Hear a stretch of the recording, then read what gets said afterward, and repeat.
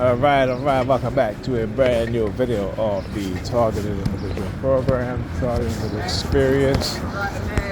And just took my daughter to the Boys and Girls. You know, I got in the house and had to wake both of them up. But they were still sleeping. All right, it was what time was it? Minutes to 1. And because Pam had just texted me around minutes to 12 that the kids were home. So she didn't text me early. She didn't call me to say, hey, kids are home, what have you. You know, Ethan, she said, is sick. I mean, he has a cold. He has a cold. And she got to give him some cold medicine and send him on his way to school. Right? But like I said, she just don't be bothered. So she'll leave them in the house. That's what she does. Right? Don't care about their education. Whether they pass or not, she don't care. As long as she's enjoying herself, as long as she's getting to do what she wants to do, and they're aiding and abetting her in destroying the lives of our children, she could care less, right? She already said to me, you know, I wish you could just take them and I can go live my life. You know, again, my brothers, as black men, this is what we have to deal with our women, the mindset. You know, they're the ones that want to have children, okay? They're the ones that want to have children. They're the ones that don't want to listen to us and say, when we say, hey, I don't want to have kids until I'm married. And instead of them saying, okay, well, you know, if that's the case, then let's get on, you get on birth control or have you. No, because they know they want children. Why? Because it's an in thing. If their friends are having children, they want to have children, right? This is what they do. They follow each other into the toxic nonsense, into the delusional mindset, the way of thinking. And, like I said, I'm black men, we always step up to the plate. So don't let them try to manipulate you into thinking that we don't, because we do. Right? We are the most active fathers in our children's lives. And it has always been that way. But the media has lied, and feminism has lied to black women to engage in outrageous conduct against the men in their group. You know, I was talking to a friend of mine. I said, I was watching paternity court. And you had a woman on there who brought 2 men paternity court. She was in a relationship. She cheated because she was bored, didn't use protection, got pregnant, right? All right, okay, both the dudes that she claimed is the father, she already put one of the dude's name on the birth certificate, right? Without asking him, without making sure that he is the father. So she put his name on the birth certificate, right? So now they're in court because he found out she cheated. Now they're in court with the other dude that she cheated with to get a DNA test, okay? This woman up there lying. Took the DNA test and found out that both those men that she brought to paternity court is not the father of her child, right? So I talk about how society loves to blame men and put the blame on men, right? While allowing women, look, LJA 1323, number 32, right? Putting the blame on men while emboldening women to engage in being hypersexual, cheating. More women cheat than men do, but just men are more honest about it. But when a woman cheats, she ain't just cheating with one person or 2 persons. She's cheating with 3 and 4 people, right? They have conditioned our women to become hypersexualized.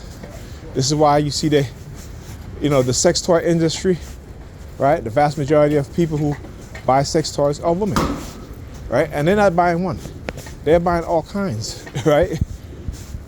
Okay?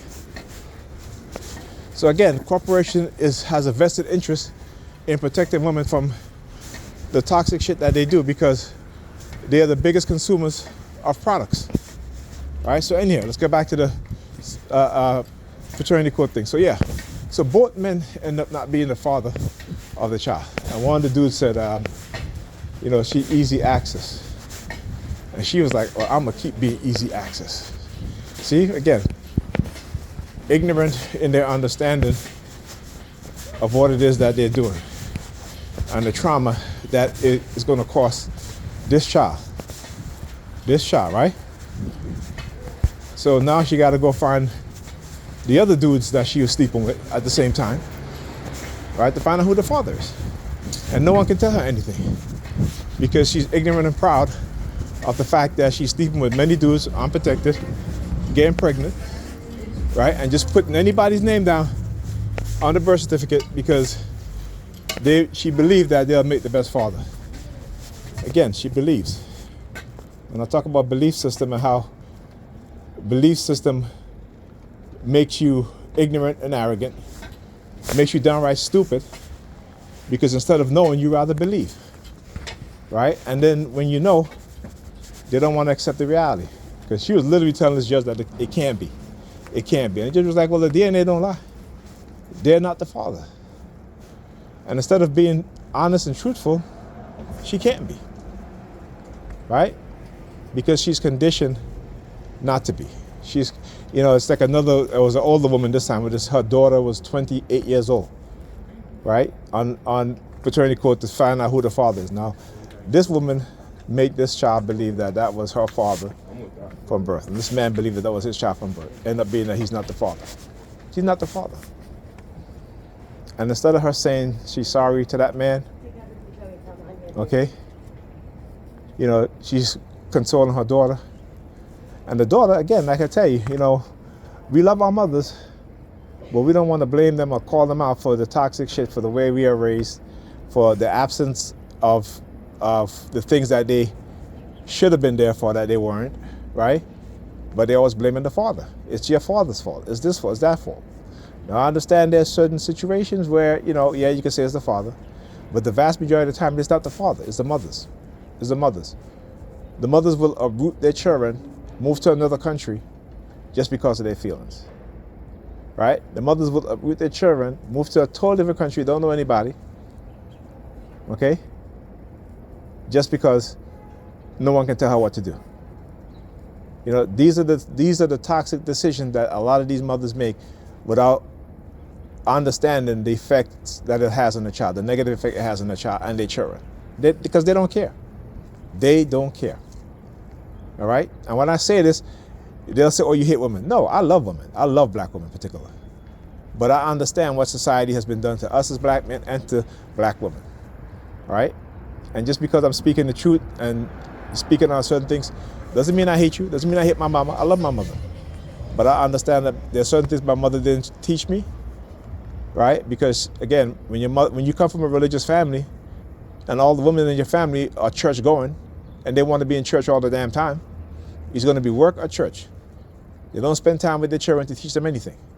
And if they spend time with their children teaching them something, it's about the Bible. I keep saying, our women, there's a reason why in America, the vast majority of black women with children live in a household with no man, right? Because they're weaponizing the mothers to keep feeding their young, right, to the wolves, right? Talk to you guys in the next video.